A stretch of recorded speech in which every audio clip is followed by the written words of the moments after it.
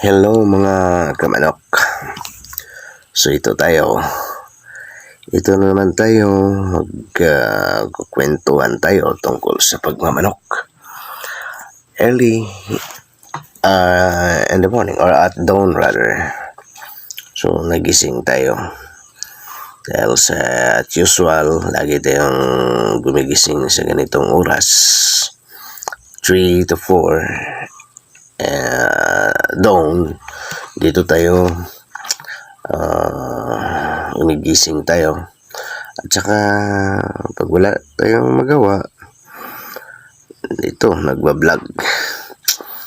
At napili nating topic ngayon dahil sa mixed kasi itong channel natin, content ng channel natin. Ang napili nating topic dito ay tungkol sa pagmamanok. So